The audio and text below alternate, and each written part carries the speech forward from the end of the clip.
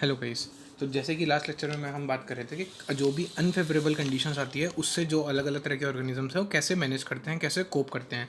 तो पहला मैंने आप लोगों को पढ़ाया था रेगुलेट करते हैं। ठीक है, जैसे मैंने आप लोगों को बताया था मैमल्स जो बर्ड्स वगैरह हो गए वो रेगुलेट करते हैं, होम्योस्टेसिस को मेंटेन करके रखते हैं। पर जैसे कि मैंने बोलता कि मैक्सिमम लोग नहीं कर सकते, मैक्सिमम ऑर्गेनिजम्स और प्लांट्स तो बिल्कुल नहीं कर सकते। तो वो और क्या मेथड यूज़ करते हैं, तो अब हम बात करते हैं जैसे कन्फर्म की। ठीक है, कन्फर्म की अगर मैं बात करूँ, हम कन्फर्मर्स आएंगे। ठीक है, हमने जैसे रेगुलेटर्स की बात की, तो अब आते हैं कन्फर्मर्स।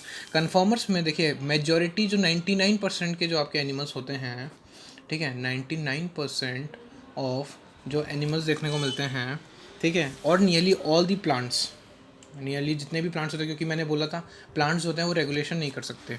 ठीक है, और 99% एनिमल्स हो गए ये जो है अपना कॉन्स्टेंट इंटरनल एनवायरनमेंट मेंटेन नहीं कर सकते। ठीक है, कैन नॉट मेंटेन होम्योस्टेसिस, ये अपना होम्योस्टेसिस को मेंटेन नहीं कर सकते। अब क्योंकि ये नहीं कर सकते, तो ऑब्वियस ही बात है, होम्योस्टेसिस में क्या होता था कि बाहर का एनवायरनमेंट कितना भी चेंज हो, हमारा इंटरनल बॉडी टेम्परेचर सेम रहेगा। इस केस में वो नहीं हो पा रहा। अब क्योंकि इस केस में ऐसा नहीं हो पा रहा, तो इनका जो टेम्परेचर होगा that changes with the surrounding temperature. ठीक है, यहाँ पे जो इनका जो बॉडी टेम्परेचर होगा, ठीक है, वो चेंज करेगा विद दी एनवायरनमेंट। ठीक है, एनवायरनमेंट के अकॉर्डिंग बॉडी का टेम्परेचर, जैसे गर्मी में अगर गर्मी ज़्यादा बढ़ेगी तो इनके अंदर का टेम्परेचर भी बढ़ जाएगा। सर्दियों में अगर बाहर का टेम्परेचर कम हुआ तो उसके अकॉर्डिंग इनकी बॉडी का टेम्परेचर भी कम होते चला जाएगा। ठीक है, अगर मैं एक्वेटिक में एनिमल्स की बात करूँ, इन एक्वेटिक एनिमल्स, उनमें क्या होता है, तो एक्वेटिक एनिमल्स में जो ऑस्मोटिक कंसंट्रेशन होती है, मैंने बताया था कभी भी अगर मैं बात करता हूँ आपको एक होम्योस्टेसिस की, तो उसमें मैं एक तो टेम्परेचर की बात करूँगा और एक ऑस्मोटिक की बात करूँगा कि आपका वाटर और जो फ्लूइड का बैलेंस है वो सब बना रहे। तो ऑस्मोटिक कंसंट्रेशन है वो भी चेंज होगी। ठीक है, एक्वेटिक एनिमल्स में अब क्योंकि पानी में रहते हैं तो इनके अंदर अपन टेम्परेचर की बात ना करके ऑस्मोटिक कंसंट्रेशन की बात करेंगे। तो यहाँ पे ऑस्मोटिक कंसंट्रेशन भी चेंज होगी अकॉर्डिंग टू, है ना, किस तरीके के वहाँ पे एयर प्रेजेंट है, वाटर कैसा है आसपास के एनवायरनमेंट में। ठीक है, उसके अकॉर्डिंगली इनकी चेंज, ये भी ऑस्मोटिक कंसंट्रेशन चेंज होगी। ठीक है, तो यहाँ पे जो एनिमल्स हैं और जो प्लांट्स वगैरह जितने भी हैं उनको मैं क्या बोल सकता हूँ, कन्फर्मर्स बोल सकता हूँ। ठीक है भाई, रेगुलेटर मतलब वो रेगुलेट कर लेते हैं। अब वो जो रेगुलेट नहीं कर पा रहे, जो according to the environment change हो जा रहे हैं, ठीक है, उनको हम बोलते हैं कन्फर्मर्स। और जो चेंज नहीं होते उनको हमने बोला था रेगुलेटर्स। ठीक है, अब क्वेश्चन ये आता है कि ये लोग रेगुलेशन क्यों नहीं कर पा रहे। भाई जैसे हम मैमल्स कर सकते हैं, है ना, बर्ड्स कर सकते हैं, वैसे why these can not regulate. ये सबसे बड़ा क्वेश्चन है कि आखिर इनमें ऐसी क्या गड़बड़ है कि ये रेगुलेट नहीं कर पाते। तो देखिए सवाल है तो इसका जवाब भी है। जवाब ये है कि देखिए जो हम थर्मो रेगुलेशन की हम बात करते हैं ना, जो मैं बात कर रहा हूँ थर्मो रेगुलेशन की, आपका बॉडी टेम्परेचर आप कांस्टेंट बना के रखिए। ये थर्मो रेगुलेशन जो है ये एनर्जेटिकली एक्सपेंसिव प्रोसेस है। एनर्जेटिकली एक्सपेंसिव प्रोसेस है, मतलब इसमें बहुत एनर्जी खर्च होती है। ठीक है, इसमें बहुत ज़्यादा एनर्जी खर्च होती है। अब बहुत सारे ऐसे ऑर्गेनिजम्स हैं, जैसे छोटे ऑर्गेनिजम्स मान लीजिए, जो स्मॉल ऑर्गेनिजम्स हैं, स्मॉल ऑर्गेनिजम्स हो गए, जैसे श्यूज़ हो गए, ठीक है, हमिंग बर्ड हो गए। अब ये इतने छोटे छोटे ऑर्गेनिज्म हैं, इनके पास इतनी एनर्जी होती ही नहीं है। मतलब अगर वो एक बार अपना टेम्परेचर मेंटेन करेंगे तो उसमें उनकी बहुत एनर्जी खर्च हो जाएगी। तो इतनी एनर्जी खर्च करना सबके बस की बात नहीं है कि हर ऑर्गेनिज्म इतनी एनर्जी खर्च कर सकता है। वही वाली बात है कि सब लोग अमीर नहीं होते, सबके पास इतना पैसा नहीं होता कि वो एकदम कहीं भी खर्च कर सकते हैं। ठीक है, तो उसी तरीके से यहाँ एनर्जी के मामले में भी हर एक ऑर्गेनिज्म जो है वो अमीर नहीं हो पाता, वो इतना अमीर नहीं है। ठीक है, जैसे कि अगर मैं बात करूँ, जो अपन बात करें हीट का लॉस, ठीक है, अगर अपन बोल रहे हैं ना हीट लॉस या हीट गेन, ठीक है, ये जो अपन बात कर रहे हैं ना कि सर्दियों में आपको क्या चाहिए, गर्मी चाहिए, और आपको गर्मियों में क्या चाहिए, सर्दी चाहिए। मतलब गर्मियों में आपको आपको हीट का लॉस करना होता है और सर्दियों में आपको हीट लेनी होती है। तो ये जो होता है ये किसके ऊपर डिपेंड करता है, it depends on surface area. ठीक है, ये जो हम बात करते हैं हीट लॉस की या हीट गेन की, ये किस पे डिपेंड कर रहा है, it depends on the surface area. अब सरफेस एरिया का कैसा, देखिए होता क्या है, हम जानते हैं, अब मैं बोलता हूँ कोई भी एनिमल स्मॉल है, ठीक है, कोई मैं बात की स्मॉल एनिमल है, तो वो स्मॉल किस सेंस में है, मतलब मैं उसको स्मॉल क्यों बोल रहा हूँ, क्योंकि उसकी वॉल्यूम कम हो जाती है, उसकी वॉल्यूम कम होती है। ठीक है, जैसे आज मैं अगर मैं कंपेयर कर रहा हूँ, मान लीजिए एक चूहा है और एक बिल्ली को मैं कंपेयर कर रहा हूँ, तो मैं क्या बोलूँगा कि चूहा छोटा है, ऑब्वियसली, क्यों, क्योंकि उसकी वॉल्यूम कम है। जितनी वॉल्यूम उसकी है वो कम है कंपेयर टू, है ना, कैट। ठीक है ना, लेकिन अब क्योंकि वॉल्यूम कम है तो उसका सरफेस एरिया ऑटोमेटिकली ज़्यादा होता है। ठीक है, तो इसका मतलब देखिए जो छोटे जो एनिमल्स हैं उनका क्या होता है, सरफेस एरिया ज़्यादा होता है as compared to their volume. उनकी वॉल्यूम होती है कम और सरफेस एरिया ज़्यादा कवर करते हैं वो। ठीक है, कंपेयर टू वॉल्यूम। ठीक है, स्मॉल एनिमल्स में क्या हो रहा है, सरफेस एरिया इज़ लार्ज, ठीक है, relative to their volume, volume के रिलेशन में बात की जा रही है यहाँ पे इन जनरल ये मत समझिएगा कि छोटे एनिमल्स का सरफेस एरिया ज़्यादा होता है, नहीं, वॉल्यूम के कंपेयर में बात कर रहा हूँ मैं, कि जितना एरिया छोटे जो ऑर्गेनिजम्स कवर करते हैं, जितना सरफेस एरिया, उसके वो उनकी वॉल्यूम के कंपेयर में ज़्यादा होता है। ठीक है, तो यहाँ पे ये इंपॉर्टेंट है कि सरफेस एरिया को मैं वॉल्यूम के रिस्पेक्ट में बता रहा हूँ कि सरफेस एरिया ज़्यादा होता है। इसलिए अब क्योंकि सरफेस एरिया ज़्यादा है, और मैंने बोला कि यहाँ पे जो हीट लॉस या हीट गेन है वो किसका फंक्शन है, किस पे डिपेंड कर रहा है, आपके सरफेस एरिया का। तो ना ऐसा होता है, देखिए होता क्या, अगर मान लीजिए बाहर क्या है, कोल्ड है, कोल्ड आउटसाइड, ठीक है, अब कोल्ड अगर बाहर है तो हमको क्या चाहिए नॉर्मली, हमको है ना हीट और चाहिए ना, कि और अंदर हमारी बॉडी में हीट बनी रहे। लेकिन अब बाहर कोल्ड है तो जो छोटे ऑर्गेनिजम्स होते हैं, जो स्मॉल ऑर्गेनिजम्स होते हैं, स्मॉल एनिमल्स होते हैं, they tend to lose heat faster. ठीक है, उनकी जो हीट है वो और भी जल्दी निकलने लगती है। ठीक है, अगर मान लीजिए बाहर कूल है ना, कूल है, तो उनकी हीट और भी जल्दी निकलने पड़ती है, तो उनको फिर ज़्यादा एनर्जी, क्योंकि देखिए छोटे से ऑर्गेनिज्म है, जल्दी से उनकी कितनी तो एनर्जी, थोड़ी एनर्जी आ पाएगी तो जल्दी से ख़त्म हो जाती है। तो अब उनको they need to expend more energy. ठीक है, उनको ज़्यादा एनर्जी खर्च करनी पड़ेगी, किस बात में, they need to expend more energy to generate body heat. यही तो बात हो रही है कि अब उसको हमको क्या करना है, देखिए अगर सर्दियाँ हैं, अगर बाहर ठंडी है, तो आपको क्या करना है, बॉडी में हीट प्रोड्यूस करनी है। हीट प्रोड्यूस करने के लिए क्या चाहिए, एनर्जी। मैंने अभी बोला it is energy critically expensive process. अब छोटे से ऑर्गेनिजम्स होते हैं तो उनमें हीट बहुत जल्दी निकल जाती है, तो उनको ना ज़्यादा एनर्जी चाहिए होती है, ज़्यादा एनर्जी देनी होती है, क्योंकि उनका सरफेस एरिया ज़्यादा है कंपेयर टू देयर वॉल्यूम। तो उनको अब ज़्यादा एनर्जी चाहिए होती है हीट जनरेट करने के लिए, इतनी पॉसिबल है नहीं उनके लिए। ऑब्वियसली बात है ना, एक ऑर्गेनिज्म जो है अपनी एक कैपेबिलिटी होती है हर एक की, कि हम इतनी है ना, हम हीट प्रोड्यूस कर सकते हैं, इतनी एनर्जी प्रोड्यूस कर सकते हैं, उससे ज़्यादा कर नहीं सकते। इसलिए यहाँ पे ये पॉसिबल नहीं हो पाता हर ऑर्गेनिज्म के लिए कि वो रेगुलेट कर सके, इसलिए वो क्या होते हैं, कन्फॉर्मर्स होते हैं। ठीक है, और इसीलिए this is the main reason, अगर आपने कभी भी नाम सुना हो है ना, मतलब आप लोगों ने देखा भी होगा, जैसे ठीक है ना, डिस्कवरी चैनल वगैरह पे भी आप देखते हैं या कभी भी, कि जो आपके जो पोलर रीजन्स होते हैं ना, जो भी पोलर रीजन्स होते हैं, वहाँ पे छोटे ऑर्गेनिज्म ज़्यादा देखने को नहीं मिलते हैं। पोलर रीजन्स में small animals are rarely found, क्योंकि वो पॉसिबल ही नहीं है, वो सर्वाइव ही नहीं कर सकते।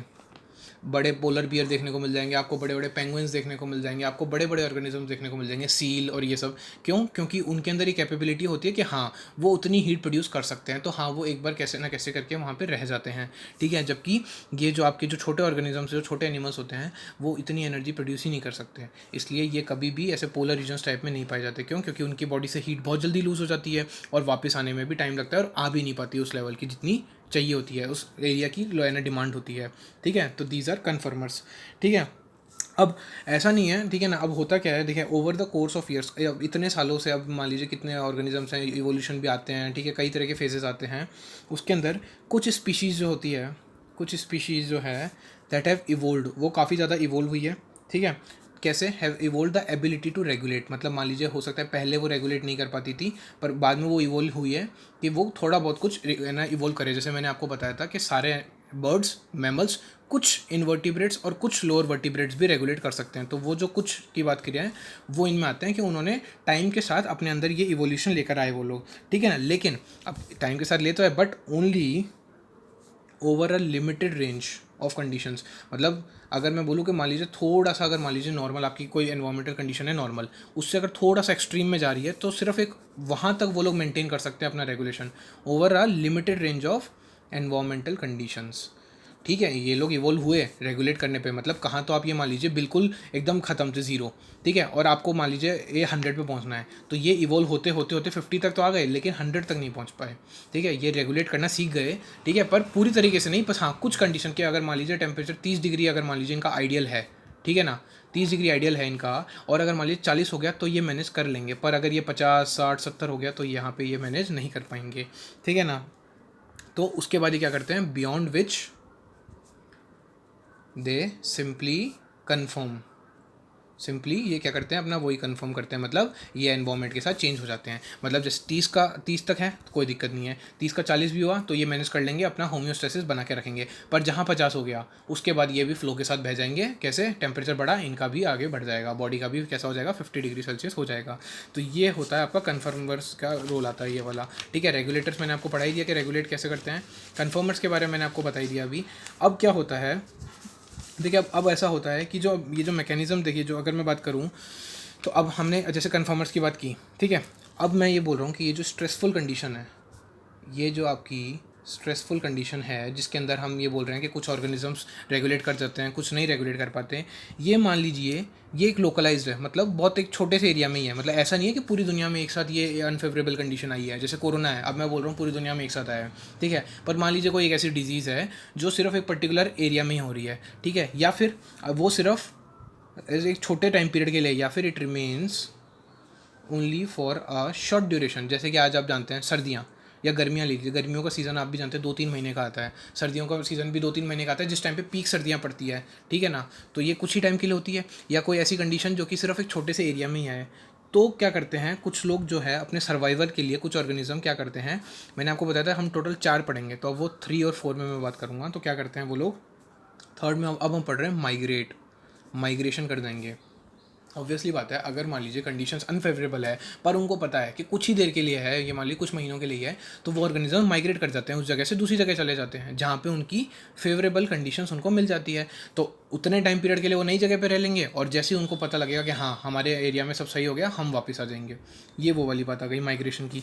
तो अब ऑर्गेनिजम्स यहाँ पे क्या होते हैं, ऑर्गेनिज्म जो होते हैं टेम्परेली मूव कर जाएंगे, टेम्परेली, ठीक है, ये परमानेंट नहीं होता, टेम्परेली मूव कर जाते हैं, ठीक है, from the stressful habitat. Specifically word है कि जो स्ट्रेसफुल हैबिटेट है, जो अनफेवरेबल हैबिटेट है, उसको थोड़े टाइम के लिए छोड़ के ऑर्गेनिज्म माइग्रेट कर जाते हैं, चले जाते हैं टू मोर हॉस्पिटेबल एरियाज, जहाँ पे थोड़ी अच्छी कंडीशन है, अभी थोड़ी उनके लायक कंडीशंस है, वहाँ पे ये चले जाते हैं, ठीक है, एंड रिटर्न वापस आ जाते हैं when the conditions, when the condition, या आप बोल सकते हैं when the stressful period is over, when the stressful period is over. भाई जब ये कंडीशन ख़त्म हो जाएगी वो वापस आ जाएंगे अपने घर, तो कुछ देर के लिए, तभी मैंने स्पेसिफिकली बोला है कि अगर ये शॉर्ट ड्यूरेशन के लिए है या अगर एक पर्टिकुलर एरिया में ही है तब आप ये चीज़ कर सकते हैं, ठीक है ना। नहीं तो आप कंफर्म करेंगे कि भैया आप मैंने उसके साथ टेम्परेचर के साथ चेंज हो रहे हैं, सब हो रहे हैं, पर आप नहीं होना चाह रहे, अगर आप ये चाह रहे हो कि नहीं मुझे तो अपना कॉन्स्टेंट मेंटेन करके रखना है, तो मैं क्या करोगे, आप माइग्रेट कर दोगे। एक और है वो हम पढ़ेंगे, पर अब माइग्रेशन में पढ़ते हैं, ठीक है। मतलब कुल मिला के एक यही वाली बात हो गई। जैसे आप छुट्टियों में क्या करते हैं, आपकी गर्मियों की छुट्टियां लगती थी आज से पहले, इस साल से पहले, ये तो चलो कोरोना का टाइम हो गया, इससे 1 साल पहले की बात करूँ तो नॉर्मली वो लोग क्या करते हैं, गर्मियों की छुट्टियां हुई, गर्मी बहुत पड़ी है, हिल स्टेशन पे चल जाओ, बस वही वाली बात है। क्यों, क्योंकि आप ये इतनी आप भयंकर वाली गर्मी से, राजस्थान की जो गर्मी है उससे आप बचना चाह रहे हो, आप पहुँच गए हिल स्टेशन, आप आराम से वहाँ 5 दिन 10 दिन 15 दिन रुके, उसके बाद वापस आ गए, तो आप एक अच्छा टाइम पीरियड जो है वो माइग्रेट करके आ गए। मतलब ये एक छोटा एग्जाम्पल है माइग्रेशन का, ये भी एक तरीके से आप कह सकते हैं, इसीलिए लोग गर्मियों में प्लान बनाते हैं ठंडी जगहों पर जाने का, ठीक है, ताकि इस गर्मी से राहत पा सकें, ठीक है, ये वो वाली बात हो गई। अब अगर मैं बात करूँ बहुत सारे एनिमल्स की, ये तो अपन ह्यूमंस की मैंने इन जनरल बताई है, हालांकि ह्यूमंस तो फिर भी चलो रेगुलेट कर सकते हैं, ठीक है। अब एनिमल्स की बात करूँ, जैसे कि बर्ड्स हो गए, ठीक है, ये क्या करते हैं ड्यूरिंग विंटर्स, बर्ड्स होते हैं विंटर्स के दौरान क्या करते हैं, ये एकदम लॉन्ग डिस्टेंस माइग्रेशन करते हैं। क्या करते हैं, ये लॉन्ग डिस्टेंस माइग्रेशन करते हैं, देखिए कैसे मैं बताता हूँ। लॉन्ग डिस्टेंस माइग्रेशन करते हैं, वही ऑब्वियसली बात है टू मोर हॉस्पिटेबल एरिया, जहाँ पे उनको अपनी कंडीशन थोड़ी अच्छी मिल जाएगी, ठीक है ना। जैसे कि अगर मैं एग्जांपल के साथ आपको बताऊँ तो in every winter, her winter में, ठीक है, यहाँ पे अपना जो राजस्थान में मैं बात करूँ तो कियोलाडो नेशनल पार्क है, ठीक है, कियोलाडो नेशनल पार्क है जो कि कहाँ है, भरतपुर में है, ठीक है, भरतपुर में कियोलाडो नेशनल पार्क है, यहाँ पे, ठीक है, थाउजेंड्स ऑफ माइग्रेटरी बर्ड्स आते हैं, थाउजेंड्स ऑफ माइग्रेटरी बर्ड्स आते हैं, ठीक है, ठीक है, कहाँ से आते हैं, फ्रॉम दी साइबेरिया, ठीक है, साइबेरिया से आते हैं, और भी दूसरे एकदम कोल्ड रीजन्स जो होते हैं ना, एकदम जो कोल्ड जो रीजन्स होते हैं वहाँ से आते हैं। क्यों, क्योंकि वहाँ पे कंडीशन इतनी ज़्यादा खतरनाक हो चुकी होती है कि वो वहाँ से रह नहीं पाएंगे। अब ऑब्वियसली बात है इंडिया का जो विंटर है, और वो भी स्पेशली राजस्थान का, वो इतना बुरी हालत नहीं होती जितना साइबेरिया और दूसरे, आप देखिए वो आ रहे हैं एकदम कोल्ड रीजन से, तो वहाँ वाली हालत यहाँ देखने को नहीं मिलेगी। कंफर्टेबली थोड़ा अच्छा रहेगा, यहाँ पे थोड़ा सा उनको ज़्यादा सुकून मिलेगा, इसलिए वो आते हैं हर साल, ठीक है, कियोलाडो नेशनल पार्क के अंदर आते हैं। ये एक ही जगह है, मतलब और भी कई जगह पे आते हैं, पर ये एग्जांपल बताया मैंने, भरतपुर में है ये कियोलाडो नेशनल पार्क, यहाँ पे वो आते हैं ताकि बच सके, माइग्रेट करके आते हैं। तो ये कंडीशन है, ये कह सकते हैं कि अपनी स्ट्रेसफुल कंडीशन से बच के कुछ टाइम के लिए ये किसी और जगह पे शिफ्ट हो गए, पर ऑब्वियसली वापस जाते हैं। ये एक बार उनको लगता है कंडीशन सही हो जाएगी तो कुछ टाइम बाद ये लौट जाते हैं। इसके बाद ये हमने पढ़ लिया, अब है ना हमने बोल लिया माइग्रेट। अब फोर्थ पोजीशन पे अगर मैं बात करूँ, अब एक और जो हैगा दैट इज़ सस्पेंड। अब सस्पेंड का क्या, देखिए मैंने अभी तक जो बात की, मैंने एनिमल्स की ज़्यादातर बात की, प्लांट्स की बात नहीं की, वो मैं अब करूँगा।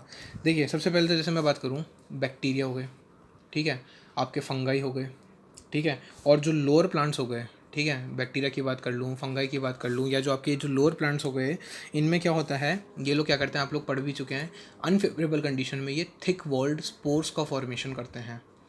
थिक वॉल्ड स्पोर्स का फॉर्मेशन करते हैं कब, अनफेवरेबल कंडीशन में। आप लोग 11th में पढ़ के आए होंगे कि ये जो बैक्टीरिया फंगाई लोअर प्लांट्स वगैरह हैं, ये स्पोर्स बनाते हैं, जो कि उनके क्या होती है, अल्टीमेटली जो वॉल होती है वो थिक होती है, थिक वॉल होती है, और ये उनको हेल्प करता है सर्वाइव करने में, या अनफेवरेबल कंडीशन में ये उनको सर्वाइव करता है। कैसे, मान लीजिए टेम्परेचर बहुत ज़्यादा हो गया तो वो स्पोर के अराउंड जो वॉल होगी वो एकदम रेजिस्टेंट होती है इन सब चीज़ों से, ज़्यादा टेम्परेचर से, कम टेम्परेचर से, बारिश से, ठीक है, इन सब चीज़ों से वो रेजिस्टेंस होती है।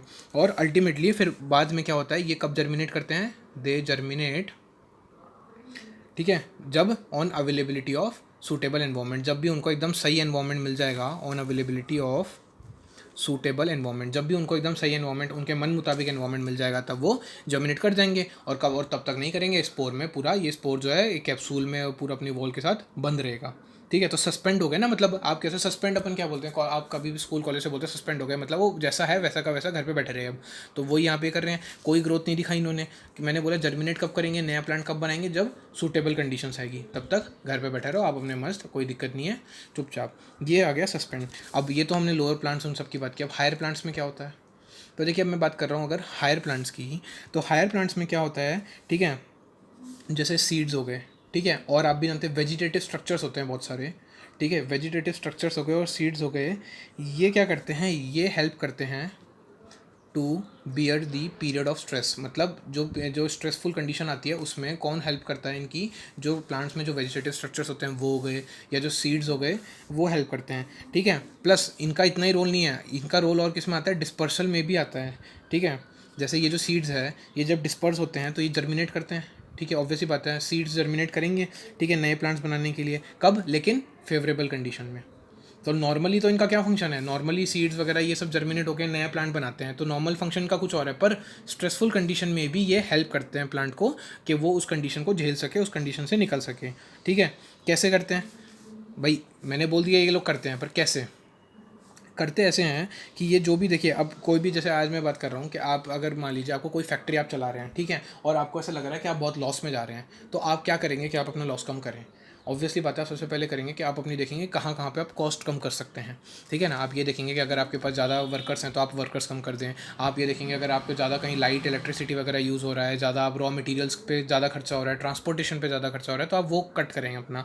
तो ये भी वही करते हैं, ये रिड्यूस करते हैं मेटाबॉलिक एक्टिविटी, जो भी प्लांट्स की जो मेटाबॉलिक एक्टिविटी हो रही है, ठीक है ना, जितनी वो एनर्जी यूज़ कर रहा है तो वो फिक्स कर देता है कि नहीं, अब तुमको कम एनर्जी यूज़ करना है, अब तुमको जैसे अगर मान लो डेली तुम्हारा इतना लगता था, इतने एटीपी यूज़ करते थे, तो अब तुम थोड़ा कम एटीपी यूज़ करोगे, तो वो उसकी मेटाबॉलिक एक्टिविटी कम कर देगा, तुम कम रेस्पिरेशन करोगे, तुम कम फोटोसिंथेसिस करोगे, मतलब इस तरीके से कई तरह की चीज़ें होती है, ठीक है, मेटाबॉलिक एक्टिविटी कम कर दोगे, एंड एक स्टेट में चल जाएंगे, and going into a state of dormancy, ठीक है, डॉर्मेंसी की स्टेट में चल जाएंगे। देखिए, सीड्स जब ग्रो करते हैं ना, तब उनको काफ़ी ज़्यादा न्यूट्रिएंट्स की प्लस है ना वाटर की, इन सब की डिमांड होती है। तो अगर वो डॉर्मेंट स्टेट मतलब इनएक्टिव स्टेज में, अगर वो इनएक्टिव स्टेट में चले गए, जैसे सीड्स वगैरह अगर इनएक्टिव स्टेज में चले गए, तो जो पानी, जो न्यूट्रिशन, ठीक है, जो है ना उनको सारा रिक्वायरमेंट थी वो नहीं चाहिए होगी, वो नहीं चाहिए होगी, तो अपने आप आपकी कट हो जाएगी, ये जो भी आपका जो मेटाबॉलिक एक्टिविटी वो कम हो जाएगी, और इससे आप अनफेवरेबल कंडीशन में भी रह सकते हो। तो ये लॉजिक लगाया जाता है हायर प्लांट्स के अंदर, ठीक है। अब अगर एनिमल्स में बात करूँ, इन एनिमल्स में क्या हो रहा है, ठीक है, अगर मैं बोल रहा हूँ कि अगर कोई ऑर्गेनिज्म है, अगर अनेबल टू माइग्रेट, मान लीजिए अगर माइग्रेट नहीं कर पा रहा है, ठीक है, अगर, ठीक है ना, अगर कोई एना ऑर्गेनिज्म है, अगर वो माइग्रेट नहीं कर पा रहा, तो वो क्या करेगा, अल्टीमेटली स्केप कर जाएगा इन टाइम।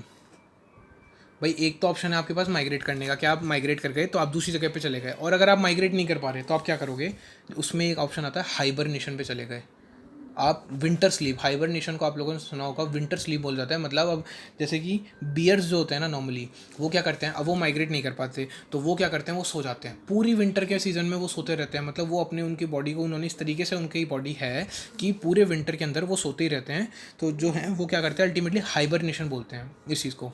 अब और जब वापस से नॉर्मल उनका सीज़न आता है, वो उठते हैं और अपना नॉर्मल उनका काम चलता है। इसी तरीके से एक आता है एस्टिवेशन, जैसे हाइबरनेशन विंटर स्लीप है, एस्टिवेशन आ गई समर स्लीप। ठीक है, इसी तरीके से जो ऑर्गेनिज्म जो बहुत ज़्यादा गर्मी नहीं झेल सकते और वो माइग्रेट भी नहीं करते, तो वो क्या करते हैं, वो एस्टिवेशन में चल जाते हैं, समर स्लीप, समर में सो जाते हैं, फिर वो बाद में उठते हैं। ठीक है ना, जैसे एग्जांपल स्नेल्स हो गई, कुछ फिशेज़ हो गई, वो ऐसा करती हैं।